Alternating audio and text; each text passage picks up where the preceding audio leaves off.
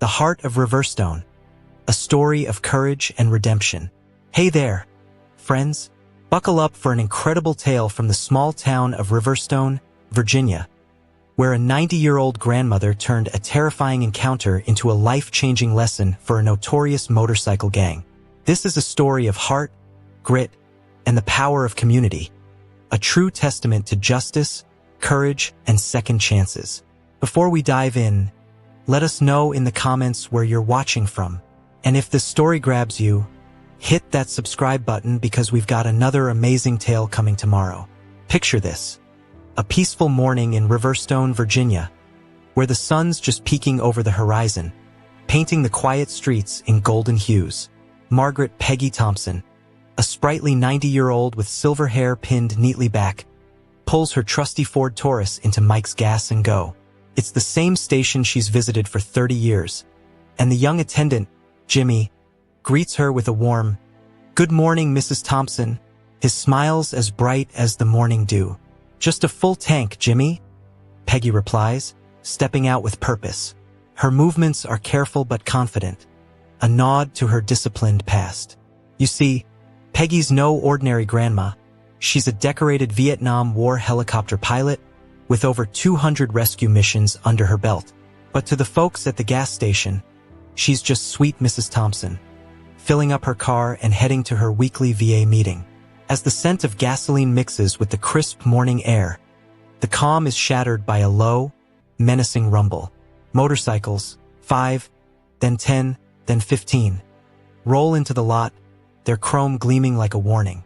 The Shadow Vipers, a notorious biker gang led by the ruthless Havoc, have arrived. Peggy, unfazed, keeps her hands steady on the pump, her sharp eyes catching their reflection in her car window. Her military training kicks in. Asterisk, assess the threat. Stay calm. Keep control. Asterisk. Havoc, all swagger in his patched leather vest, dismounts and locks eyes with Peggy. "Well, what do we have here?" he sneers, his voice dripping with arrogance. "Grandma's out for her morning drive?" Peggy doesn't flinch. "Just getting gas," she says evenly. "No need for trouble." But trouble's what the Shadow Vipers are all about. One of them, a tall guy with a scraggly beard, spots the Vietnam veteran plate on her car and laughs. "Havoc, check this out." The old lady claims she's a vet. Havoc's laughter cuts through the air like a knife. "A woman veteran? What did you do in Nam, sweetheart?" "Serve coffee to the real soldiers." Those words sting, but Peggy's face stays calm. She's faced worse: enemy fire, burning jungles, and missions deemed impossible. She's pulled soldiers from death's grip while bullets whizzed past. "These boys? They're just loud." "I served my country," she says simply, hanging up the pump. Havoc steps closer, his boots scraping the pavement. "Served your country? Let me tell you about service, old woman. The only thing you've served is dinner." His gang circles her car, their laughter echoing. Jimmy slips inside to call the police, but Peggy knows they won't arrive in time. She meets Havoc's gaze, her voice steady as steel. "Young man, I've faced things that'd make your little gang run crying home to mama. Now, if you'll excuse me, I have a meeting to attend." She reaches for her car door, but a gang member slams it shut, the sound ringing like a gunshot. Peggy's heart doesn't skip a beat. She's heard real gunshots. Havoc leans in, his breath hot. "Maybe you didn't hear me. This is our town now, and you show respect." Peggy's voice cuts through the tension like a blade. "Respect is earned, son, and so far, all I see are boys playing at being men." The air crackles. Havoc's face twists with rage, and he grabs her arm, his grip bruising. But Peggy's mind flashes back to 1968, to a burning helicopter in Vietnam, to a young soldier she saved, Colonel Jack, Iron Jack Morrison, now leader of the Veterans Guard, a motorcycle club of combat-hardened vets. He'd told her years ago, "Peggy, if you ever need anything, you just call." She hadn't needed to make that call in decades. But as Havoc's grip tightens, Peggy knows it's time.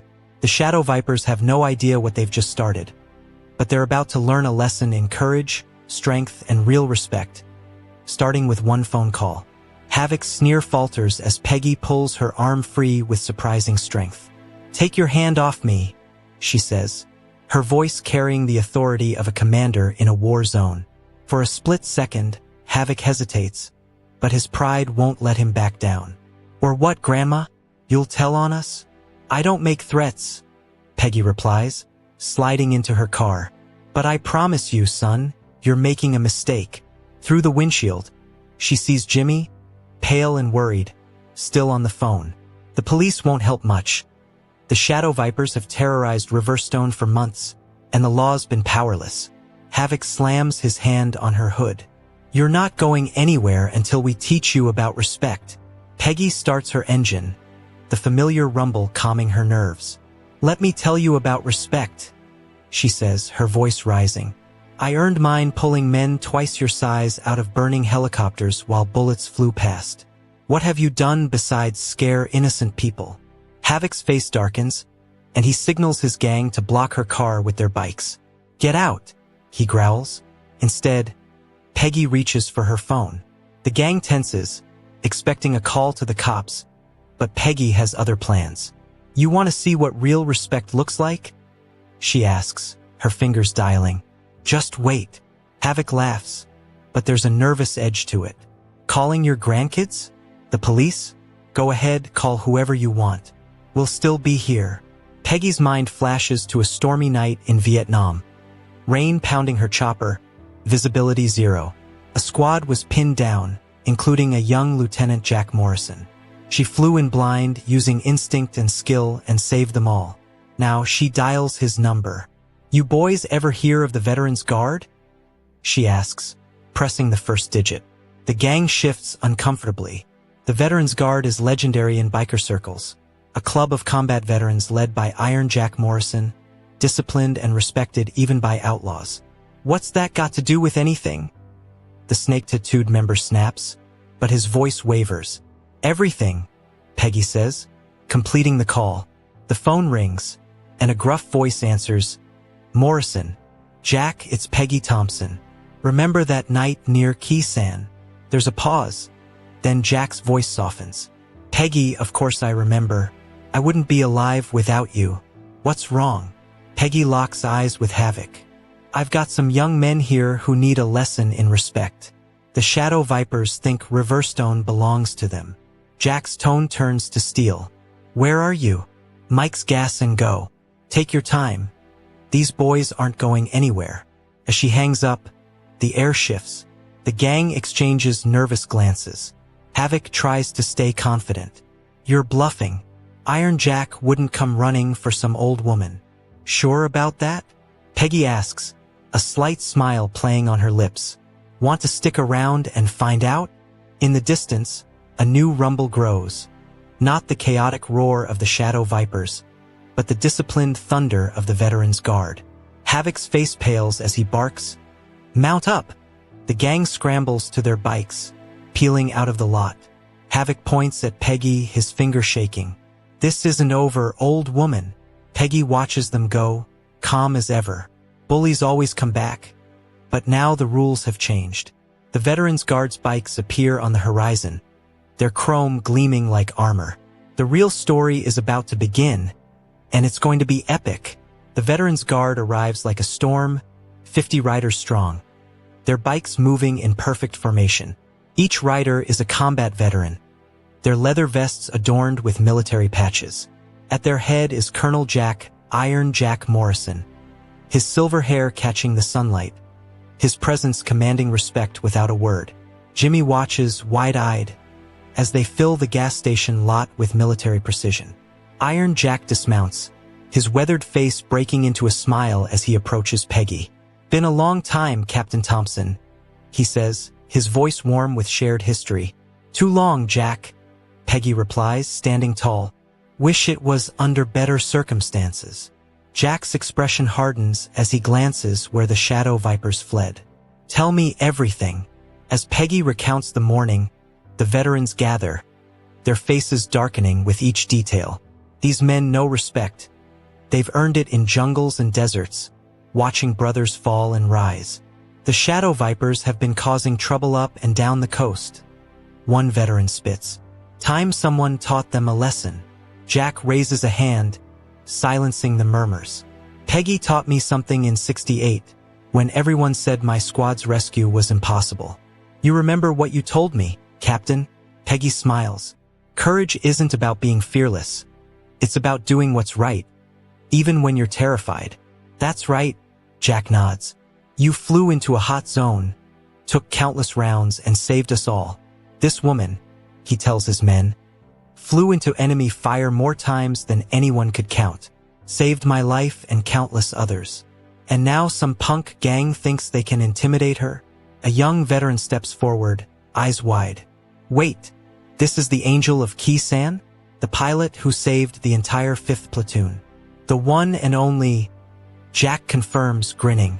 Though she never liked that nickname, Peggy waves it off. Dozens of pilots were braver than me. I just did what needed doing. Just did what needed doing, Jack laughs. She says it like it was nothing. Boys, this woman's a legend, and these punks are about to learn what happens when you mess with a hero. Peggy's voice turns serious. They'll be back, Jack. They're not the type to let this go. Let them come, Jack replies, his tone grim. First, we need to know what we're dealing with. Tell me about their leader, this Havoc. As Peggy describes Havoc, Jack's concern grows. He recognizes the type, a bully who's never faced real resistance, mistaking fear for respect. Jimmy chimes in. They've been terrorizing Riverstone for months. The police can't or won't do anything. Jack nods, a plan forming. Peggy, you've got a VA meeting, right? Yes, but under the circumstances. You'll attend, Jack interrupts, smiling. Just like any other day. But you won't be going alone. He turns to his men. Alpha Team, escort duty. Beta and Charlie start patrols. I want eyes on every corner of Riverstone. The Shadow Vipers want to play games? Let's show them how veterans handle business. The veterans move with efficiency, breaking into groups. Jack softens as he looks at Peggy. We'll handle this, Captain, the old way. Peggy smiles, her eyes sparkling with resolve. Just try not to destroy the town, Jack. Riverstone's been my home for 40 years. No promises. Jack grins, but his eyes are serious. These boys need to learn respect isn't taken. It's earned. And they're about to get one hell of a lesson. As the veterans escort Peggy to her meeting, she remembers another time. Young soldiers fighting for their lives, now ready to fight for her town. The morning started with intimidation, but as the veterans' guards' engines roar, it's becoming something else entirely. The war for Riverstone's soul has begun, and Peggy Thompson, at 90, is once again at the heart of the storm. Across town, in an abandoned warehouse that serves as the Shadow Vipers' clubhouse, Havoc paces the oil-stained floor, his boots echoing with fury. His gang watches nervously. The morning's encounter has shaken their confidence.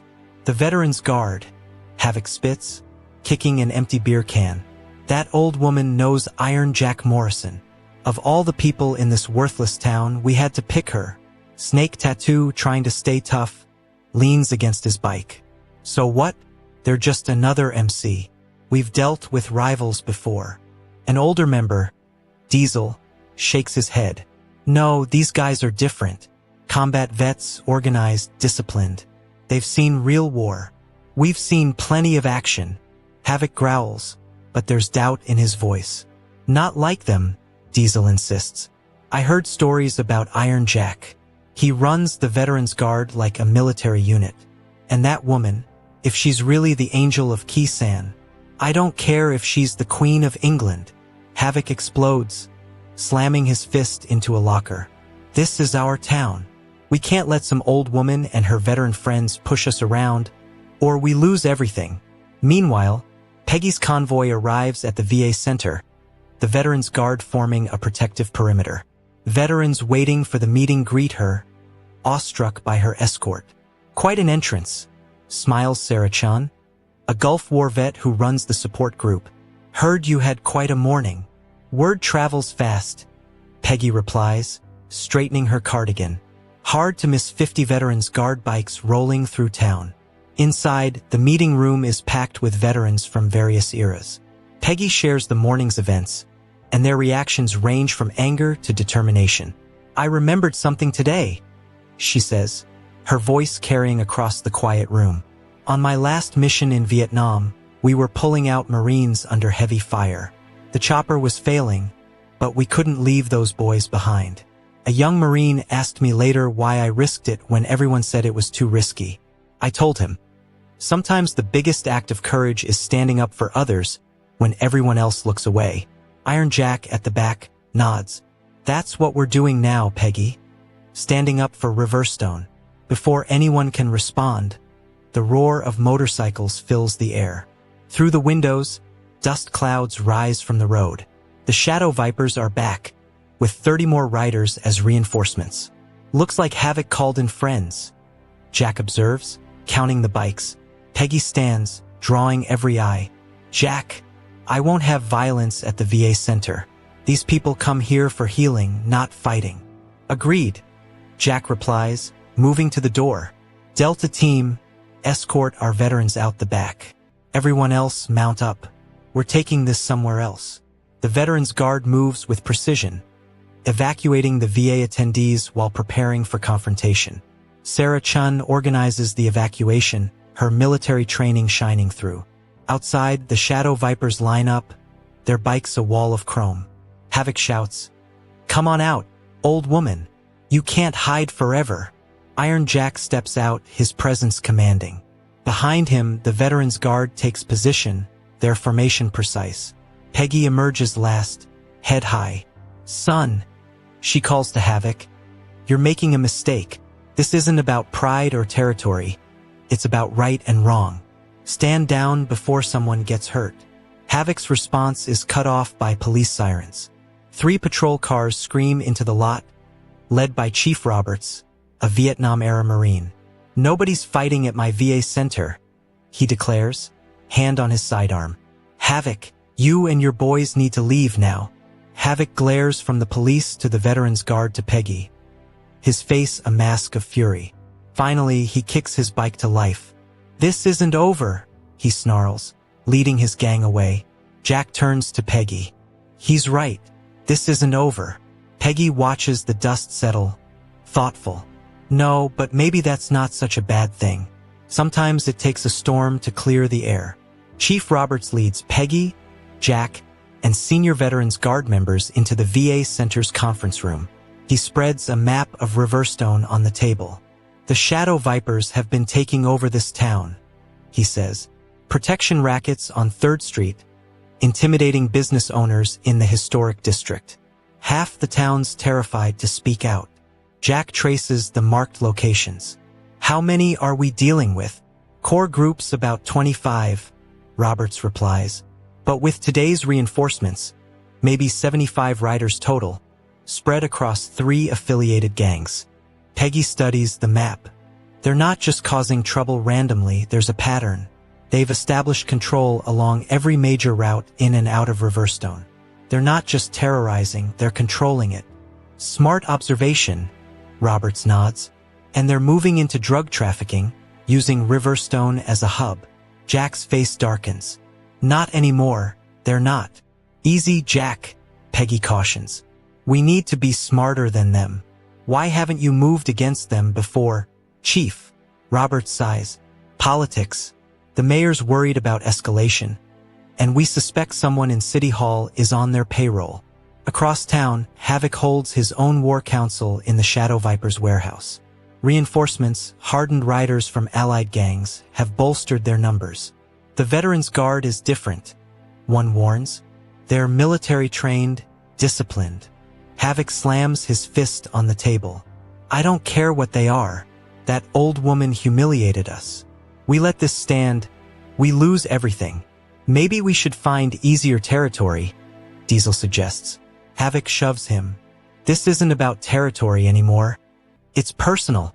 They think they're better than us." Back at the VA Center, Peggy addresses the group. "This isn't about territory or pride. It's about the soul of Riverstone. I've lived here 40 years, watched families grow. The Shadow Vipers aren't just threatening our safety. They're threatening our way of life. How do we fight without turning Riverstone into a war zone? Jack asks. Like I fought in Vietnam, Peggy replies. With precision, intelligence, and choosing our battles carefully. She points to the map. They spread fear to look strong, but they're spread thin. Even the strongest force is vulnerable when stretched. Roberts leans in. What are you suggesting? We start with the businesses they're extorting, Peggy explains. The Veterans Guard provides protection, shows the town they're not alone. Meanwhile, we gather evidence of their drug operation. Evidence City Hall can't ignore. They won't take that lying down, Sarah warns. No, Peggy agrees, a spark in her eyes. And that's what we're counting on. When people get angry, they get sloppy. Jack smiles grimly. Just like that night in Kisan. Draw them in, make them commit, then hit their weak spots. Exactly, Peggy nods. But we're not fighting with bullets. We're fighting for hearts and minds. Showing Riverstone there are good people willing to stand up to bullies. As the sun sets, Riverstone buzzes with hope. The Veterans Guard's arrival has sparked something new, a belief that change is possible. But everyone knows the storm is coming, and havoc won't go quietly. Dawn breaks over Riverstone's historic district, painting the brick buildings gold. The Veterans Guard has taken strategic positions along 3rd Street, their bikes a quiet hum of discipline. Inside Mason's hardware, Tom Mason counts his register with steady hands. Not from fear, but relief. They usually show up by now. He tells 2 Veterans Guard members, Mike and Sam, every morning, demanding protection money. Not today, Mike, a former Army Ranger, says firmly. Across the street, Peggy sips coffee in Diana's diner, watching with Jack. They'll test us today, Jack says. I'm counting on it, Peggy replies, scanning the street. Havoc's pride won't let him back down. Right on cue, the Shadow Vipers appear at the end of 3rd Street, Havoc leading the pack. They pull up short, seeing the Veterans Guard's positions. Havoc revs his engine, dismounts, and storms toward Mason's hardware. Mike and Sam step out, relaxed but ready. This is private property, Mike says. Mr. Mason isn't interested in your kind of protection. Is that right? Havoc snarls. Why don't we ask Tom? Tom emerges, standing tall, backed by more veterans. You heard them, Havoc. We've got real veterans watching over us now. Havoc's hand twitches toward his jacket, but he freezes, seeing the veterans materialize around him. They don't draw weapons, just stand, their presence a warning. Inside the diner, Jack starts to rise, but Peggy stops him. Wait, watch what happens. Havoc's eyes find Peggy through the diner window, rage flashing across his face. You did this, he shouts. You think you can turn everyone against us? We built something here. Peggy steps outside, her voice steady. What did you build, son? Fear? Intimidation? That's not building, that's destroying. Business owners emerge from their shops, watching. The Shadow Vipers shift uneasily, outnumbered. You don't understand, Havoc shouts. This town was dead before we came. We made it strong. No, Peggy says, stepping forward. You made it afraid. There's a difference. These men and women, she gestures to the veterans. No real strength. They fought real battles, not bullied innocent people. Respect isn't taken by force. It's earned. Havoc lunges toward her, but Jack and 3 veterans block his path. Think carefully, son, Jack says, his voice like steel. Very carefully. Tension crackles, then Havoc backs away, his rage barely contained. This is our town, he snarls, mounting his bike. You want a war? You've got one. The Shadow Vipers roar away, leaving threats in their wake. Silence falls, then someone claps. Others join in, the sound building as townspeople emerge. Tom Mason approaches Peggy, tears in his eyes. Thank you. We were afraid, but you stood up to them. You don't have to be afraid anymore, Peggy assures him. But Havoc will be back, looking for revenge. We've won the first battle, Jack says, but he'll hit back hard. Let him try, Peggy replies, watching the growing crowd. Every move he makes shows Riverstone who he is and who we are. Sarah arrives, breathless. The Shadow Vipers are gathering at their warehouse, calling in more reinforcements. Good, Peggy nods. Let them come. The more they commit, the more vulnerable they become. The sun rises higher, and Riverstone feels alive with courage. The shadow of fear is lifting, but the real storm is brewing, and Peggy's ready to lead the charge. 2 days later, tension grips Riverstone like a storm cloud. The veterans guard patrols silently, their bikes blending into the night. Peggy sits in her living room, reviewing reports from Sarah's makeshift command center in her kitchen. Movement at the warehouse. Sarah's voice crackles over the radio. Large group heading out, 30 bikes. All units, maintain positions. Jack responds. Let's see what they're planning. Peggy peers through her curtain, spotting 2 veterans parked across the street, more hidden nearby. The quiet shatters with breaking glass. Fire at Mason's Hardware. A voice shouts over the radio. Multiple perpetrators moving fast. Another report cuts in.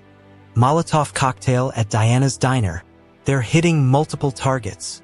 All units, converge on downtown. Jack orders. Protection teams, stay with assigned locations. Peggy grabs her keys, but Sarah blocks her. You're their primary target, Peggy. Stay secure. Those are my friends out there, Peggy says firmly. I won't hide while they suffer. The radio crackles. They're targeting veteran-owned businesses. Pete's auto shop is burning. Peggy and Sarah rush to her car, escorted by their security detail. Downtown is a battlefield. Fires burn at Mason's Hardware, Diana's Diner, and other shops that defied the Vipers. Tom Mason watches his family's legacy burn, his face streaked with soot. They knew exactly when to hit, Jack says as Peggy approaches. Had to have inside information. Our mole in City Hall, Peggy nods grimly. Diana, directing firefighters, curses the Vipers colorfully. Her diner's damage is minimal, thanks to quick action by veterans inside. Chief Roberts coordinates with state police, but the Vipers stay one step ahead, hitting and running. A motorcycle roars past, its rider laughing as he throws another Molotov cocktail. A veteran's guard rider intercepts, knocking it away harmlessly. This is just the beginning, Jack warns, watching the flames. Havoc's showing us what he's willing to do. The radio crackles. There at the VA center, multiple hostiles, armed. Peggy's blood runs cold. The VA center is a sanctuary for veterans. That's crossing a line, Jack growls, heading for his bike. Wait, Peggy calls. That's what they want, to draw us thin, make us react emotionally. She addresses the crowd of veterans and townspeople. This isn't about property damage. Havoc's trying to break our spirit, make us feel helpless again. What do we do then? Tom asks. Let them burn our town down? No, Peggy says, her voice commanding. We show them fire-hardened steel. It doesn't destroy it. She sees determination in the crowd's faces. Havoc thinks he can break us by breaking our things, but Riverstone is about people. And people, when they stand together, are stronger than any gang. Townspeople arrive with water and supplies, joining the fight. The Vipers meant to show power but revealed the strength of community. Sarah, Peggy says, contact every business owner. Emergency meeting tomorrow morning. It's time Riverstone shows Havoc what real strength looks like. Jack nods. Operation Rolling Thunder, huh? Something like that, Peggy smiles. But this time we're fighting for home. As dawn nears, volunteers repair the VA center. Havoc's attacks meant to demoralize have instead forged a stronger Riverstone. The war's not over, but Peggy's ready to set the terms. The community center is packed at dawn, buzzing with coffee and determination. Peggy stands at the podium, a map of Riverstone marked with attack sites behind her. Last night, the Shadow Vipers showed us what they think power looks like, she begins. Today, we show them what real strength is. Tom Mason stands, ash smudged on his face. How? They've got numbers, weapons, and someone in City Hall. Which is why we'll win, Peggy replies, smiling. In Vietnam, I learned true strength isn't about damage. It's about enduring and fighting on. Jack unfolds a document. The Veterans Guard bought the old factory on River Street. It's our new headquarters. Murmurs spread, the factory's a strategic stronghold. That's not all, Peggy continues. Every business attacked last night, we're rebuilding them all today. How? Diana asks. Most of us don't have insurance for gang violence. You don't need it, Sarah announces. The Veterans Guard started a restoration fund. We've got enough to rebuild everything. The room buzzes with shock. Jack raises a hand. Phase 1, rebuild. Phase 2, make sure it doesn't happen again. Peggy points to the map. The Vipers need the town's infrastructure, gas stations, restaurants, streets. Starting today, every business gets security training, panic buttons, and surveillance. They think they control Riverstone? We'll show them they don't. What about their mole? Someone calls. Handled, Robert says. We fed them false patrol routes last night. Now we know how they're getting intel. Hope spreads through the room. Peggy continues. Every attacked business reopens by sunset. We work together, veterans, residents, everyone. Show them they can't break our spirit. The meeting becomes an organizing hub. Veterans distribute radios and equipment. Sarah hands out restoration plans. Outside, construction begins. Veterans and locals work side by side, rebuilding Mason's hardware, Diana's diner, and more. The street fills with lumber, tools, and hope. Havoc won't take this lying down, Jack says, joining Peggy. I'm counting on it, she replies. He'll face a united front now, Sarah reports. The Vipers are watching from the edges of town.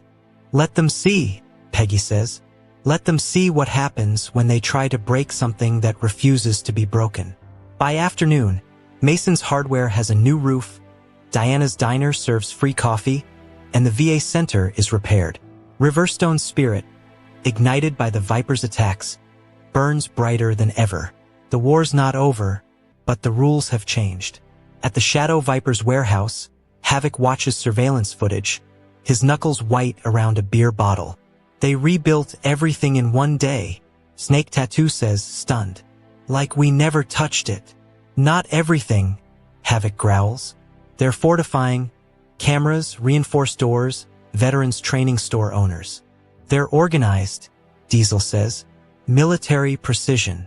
Havoc hurls his bottle, glass shattering. That old woman's changing the game.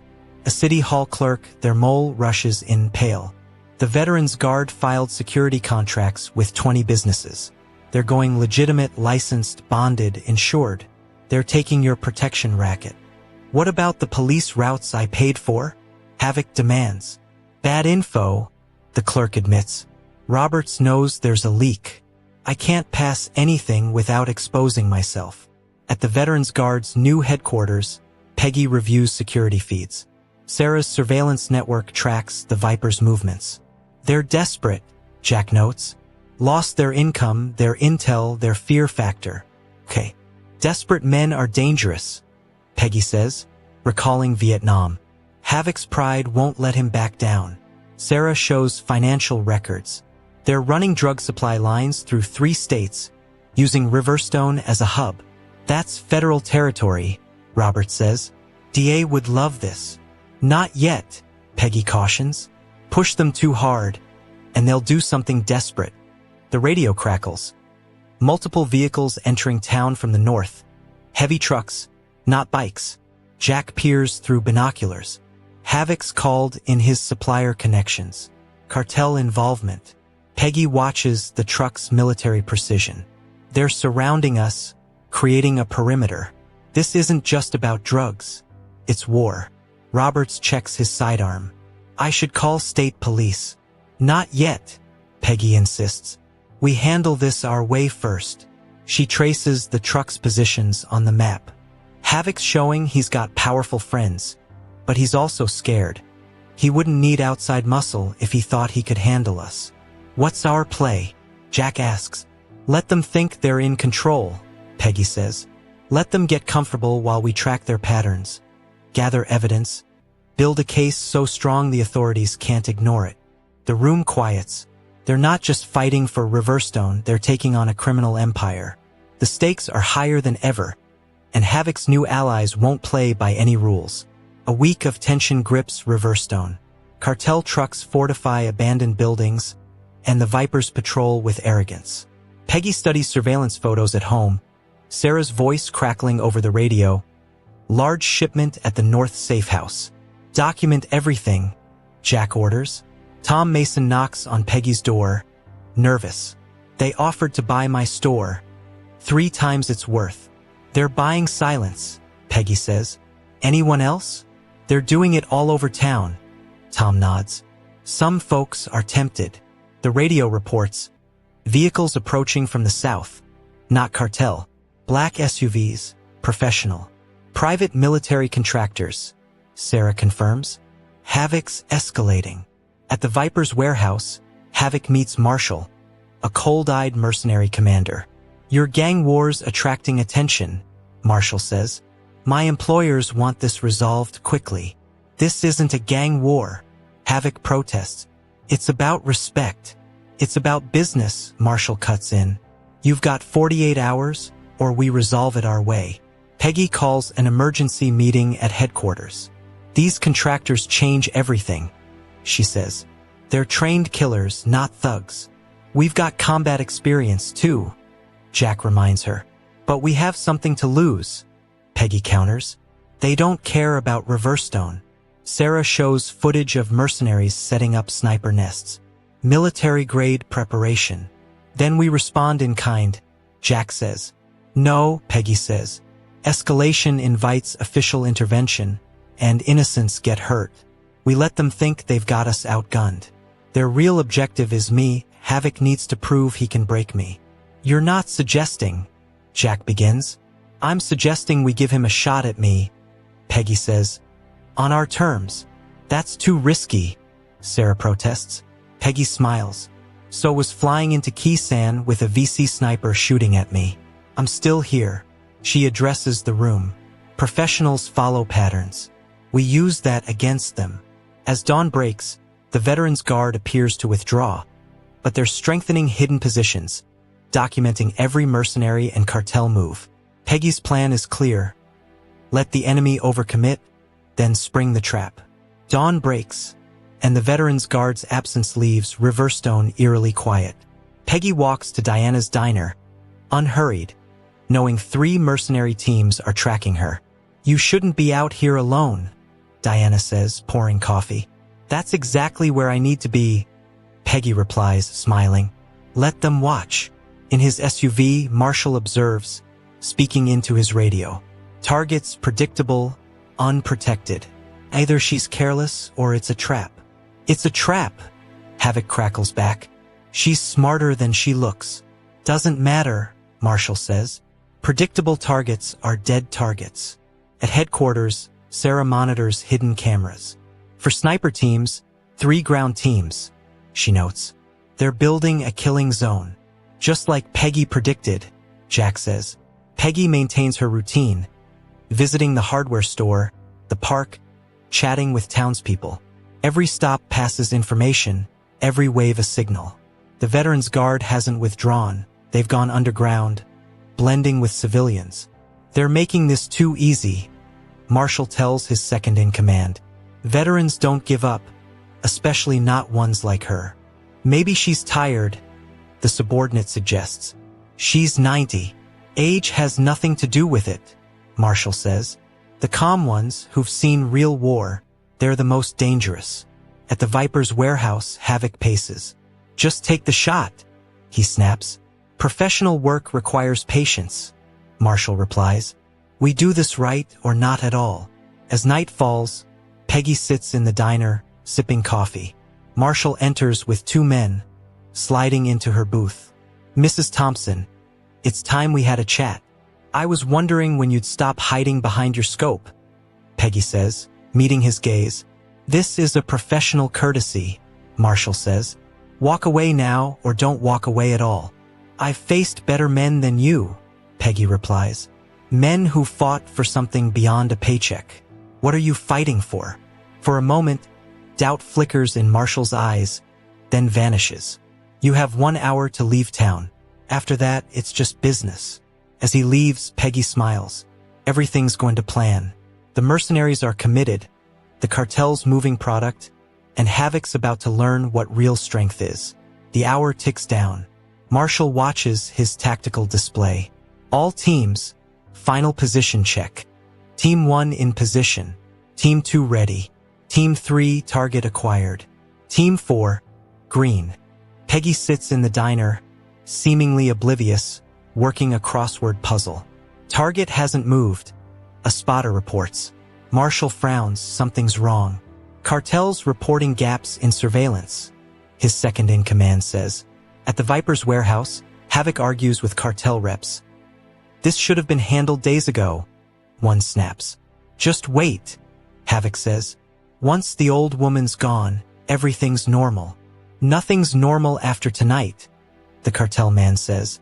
Peggy hears Sarah's voice in her earpiece. Everything's in position. DA teams are standing by. Time to show our hand, Peggy subvocalizes. As Marshall prepares to give the order, every light in Riverstone goes out. Then, spotlights blaze from hidden positions, exposing the mercenary sniper nests. We're compromised, a team shouts. Multiple hostiles closing fast. The veterans' guard emerges, their movements precise. Marshall's teams are pinned down, taking fire. In the diner, Peggy stands as the customers reveal themselves as veterans, securing the building.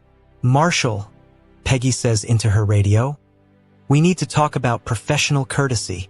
Helicopters roar overhead, DEA, not military, surrounding the cartel's safe houses. You planned this, Marshall says, a hint of admiration in his voice. The predictability was a setup. Of course, Peggy replies. Did you think a Vietnam veteran would be that careless? At the warehouse, panic erupts. Cartel members try to flee but find escape routes blocked. Marshall's SUV is trapped by veterans' guard vehicles. You have 2 choices, Peggy says. Surrender or fight men who've perfected warfare. What's the professional choice? After a long silence, Marshall orders, stand down. The mercenaries surrender, but Havoc and his loyal Vipers are still out there, and cornered animals are dangerous. In the warehouse, Havoc watches DEA agents and surrendering mercenaries on monitors. It's over, Diesel says. We need to surrender. Over. Havoc laughs, unhinged. She hasn't seen what I'm capable of. He opens a storage room, revealing cartel explosives, enough to level downtown. That's too far. Snake tattoo protests. We're bikers, not terrorists. We're whatever I say. Havoc shouts, loading a van. At headquarters, Sarah reports. Thermal imaging shows them loading explosives. Peggy's mind races. Havoc's gone rogue. He's got enough to destroy the town. We stop him before he reaches populated areas. The veterans' guard mobilizes. Peggy heads for her car, despite Jack's protests. This started with me, she says. I'll finish it. The Vipers burst out, Havoc leading a convoy. Many gang members refuse to follow, but the loyalists are dangerous. He's heading for downtown, Sarah reports. He won't get that far, Peggy says, taking a sharp turn. Sarah, the construction site on Maple Street, the new shopping center. Force him to turn east on 3rd. It's a dead end, Jack says. Exactly, Peggy replies.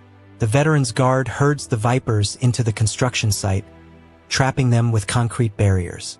Havoc leaps from his bike, holding a detonator. Back off, or this place goes up. Peggy steps out of her car. Is this what you wanted, Havoc? To prove you're the most dangerous? Congratulations. You've proved you'll kill innocents to satisfy your ego. Shut up, Havoc screams. You turned everyone against me. No, Peggy says, stepping forward. You did that yourself, choosing fear over respect, cruelty over strength. The remaining Vipers waver. One more step, and I'll do it, Havoc threatens. Peggy keeps walking. No, you won't. Deep down, you're still a scared boy trying to prove he's tough. Real strength is about who you protect. Havoc's finger tightens, but a shot rings out. Diesel, his oldest friend, shoots the detonator from his hand. The Viper's last stand ends with handcuffs, not explosions, as federal agents secure the explosives. "You knew someone would stop him," Jack says. "I knew his people would make the right choice," Peggy replies. Sometimes the greatest victory is helping someone find their conscience. Morning dawns clear. The Viper's warehouse is processed by federal agents, exposing its secrets. Businesses open without fear. Peggy sits in Diana's diner, watching the town come alive. Jack joins her. "DA's got enough to put Havoc away for decades," he reports. Diesel's cooperating, and most Vipers face lesser charges. Diana adds, "Former Vipers are helping clean up last week's fires. Some apologized." Peggy sees them working alongside veterans, their vests now symbols of change. "They're lost," Jack observes. "They need direction." "Maybe that's what they need," Peggy says. "A new purpose." Sarah arrives. "Marshall wants to speak with you." In a secure room, Marshall, handcuffed, stands as Peggy enters. "You outmaneuvered us," he says. "I've run operations for 15 years. Never saw anything like it." "You saw the tactical situation," Peggy replies. "I saw the human one. That's why we won." "I want to work for you when I get out," Marshall says. "The Veterans Guard could use my expertise." "Only if you understand what we fight for," Peggy says. "Protection, community, making things better." "I understand," Marshall nods, his mask cracking. Riverstone transforms. Former Vipers find roles in the community. Tom Mason hires 2 to rebuild his store. Sarah starts a program to help ex-gang members, mentored by veterans. Tensions linger, but the town's spirit has shifted. That evening, Peggy watches sunset from her porch with Jack and Sarah. "You planned this," Jack says. "Not just stopping Havoc, but changing everything." "I hoped," Peggy smiles. "Sometimes people need to be shown a better way, even those we think are beyond reach." A former Viper rides by, his vest bearing a new patch, Riverstone Community Watch. "They're calling you the heart of Riverstone," Jack says. Peggy shakes her head. "I just remembered something from Vietnam. The real battle is sometimes with the darkness inside people. The greatest victory is helping it find the light." A year later, Riverstone is reborn. Peggy, now 91, sits in Diana's diner, watching the vibrant town. The Veterans Guard's headquarters is now a community center, offering job training and support. James, formerly Snake Tattoo, joins her, his vest sporting a Veterans Guard auxiliary patch. "Mentorship programs growing," he says. 3 more ex-gang members start next week. Tom Mason's store thrives, run with 2 former Vipers. Diana's Diner is a hub where veterans and reformed gang members share stories. Jack reports, "Marshall's getting early release. Still wants to join us." Sarah arrives with news. The government wants to use Riverstone as a model for other communities. "It's not about programs," Peggy says. "It's about believing people can change." A ceremony in the town square dedicates a memorial to transformation, inscribed, "Strength through unity, peace through understanding." Peggy speaks, "A year ago, we could have chosen vengeance. Instead, we chose to believe in change. Look around, this isn't just a town that survived. It's proof that the hardest battles are won with courage, compassion, and seeing the good in others." Havoc's younger brother, recently released, joins the crowd. Peggy welcomed him home, offering a second chance. "We've built something stronger than fear," she concludes. "That's Riverstone's legacy." As sunset paints the sky, children ride bikes, escorted by Veterans Guard riders. Not for protection, but as family. Sarah calls it the Riverstone miracle, but Peggy smiles. It was just people discovering their better selves. Riverstone's lights glow, filled with community. The darkness once held fear. Now it holds promise. Peggy, the heart of Riverstone, knows the greatest battles are fought for others, and that's what made all the difference. Thanks for joining us for this incredible story. Check out 2 more amazing tales on your screen now. Click and dive in.